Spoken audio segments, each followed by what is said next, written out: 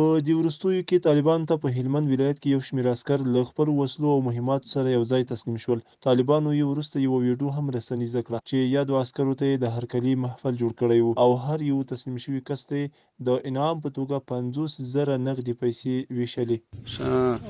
پیسې د ادارې بالا خوا نه درکوي دا د مجاهدینو د خواسته سره د 50,000 روپۍ کومک دی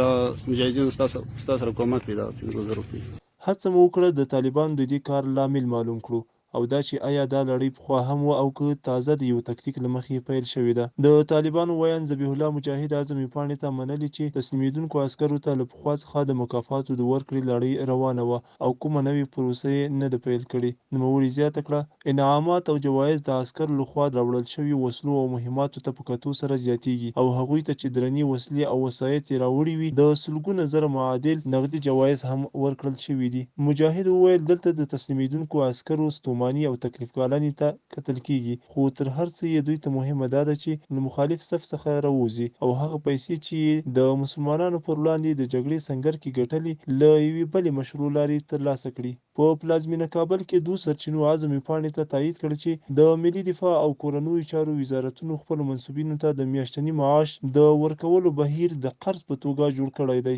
سرچینه وایي کله چې کوم څوک دولتي لیکو ته د عسکر په توګه ورځي نو تر لومړیو 3 یا 4 میاشتو پورې ورته هیڅ کوم ډول تنخوا نه ورکول کیږي. کله چې د موده بشپړه شوه نو یوازې د 2 میاشتو تنخوا ورته وصول کیږي او د پاتې میاشتو تر هغه پورې قرض وي ترڅو چې یاد عسکر څو میاشتې نوره دنده نه وي ترسره کړې. سرچینه زیاتوي زیاتره عسکر خپلو پورونو تړلي او که یې دا ستونزه د طالبانو یا بل لوري لخوا په